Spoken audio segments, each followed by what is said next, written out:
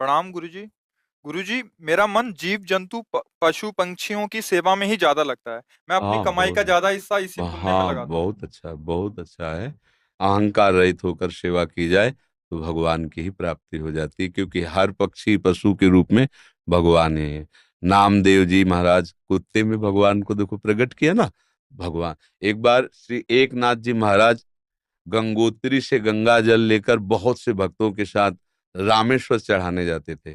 प्राय भक्त लोग ऐसा करते हैं कि गंगोत्री से गंगा जल लेकर रामेश्वर में चढ़ाते हैं कांवर में लेके। ऐसे ही वो जा रहे थे, जब रामेश्वर जी के पास पहुंचने वाले थे तो देखा एक गधा प्यास से तड़प रहा है, मतलब ऐसा दिखाई दे रहा है। तो उन्होंने विचार किया कि रामेश्वर जी में तो सब जल चढ़ाते हैं और ये प्यासा, इसे कोई पिलाएगा नहीं।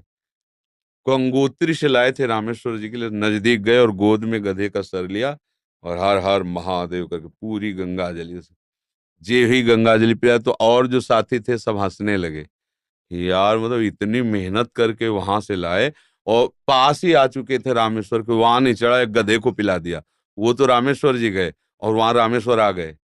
गधे को जे ही गंगा जल पिलाया तो भगवान उठ के बैठ गए, बोले मैं ही था, तुम्हारे को देख रहा था कि तुम केवल मूर्ति में ही मुझे समझते हो या सब जीवों में भी मुझे समझते हो।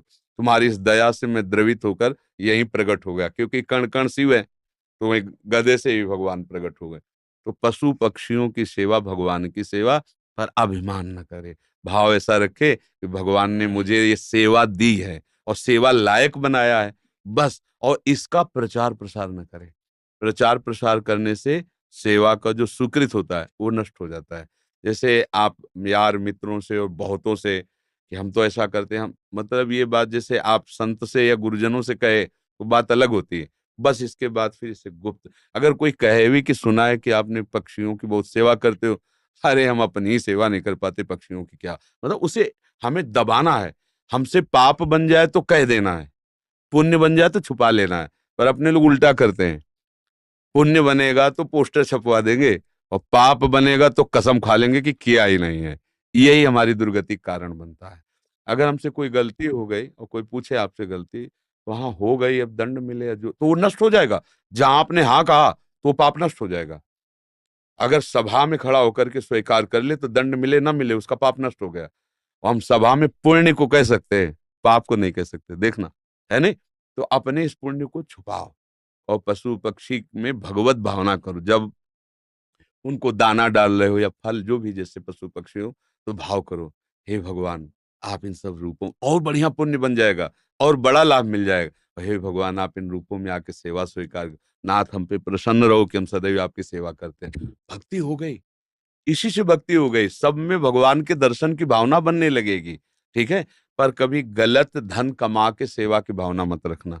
मान लो चलो 1 लाख रुपए हम गलत करके ले रहे हैं तो 10,000 की सेवा, वो ठीक नहीं है।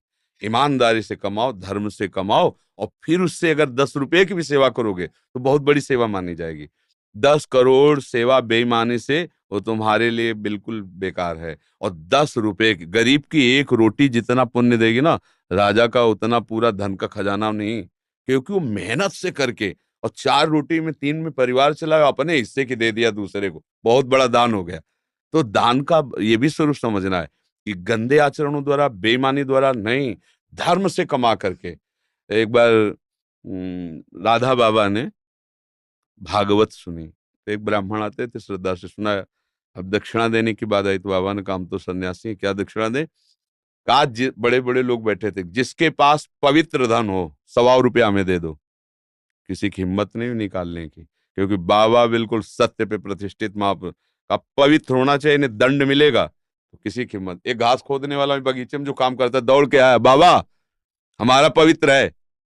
वो कैसे तेरा पवित्र, बोले घास खोदता हूँ, मुझे कोई 1,000 2,000 ले मिलते, 100 रुपया तो हम दे देंगे। बोले हाँ तू दे। 100 रुपया लिया, पंडित जी को देखे, ये है दक्षिणा।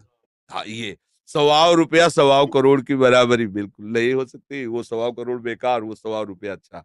धर्म से कमाओ और धर्म से सेवा करो, ये भगवत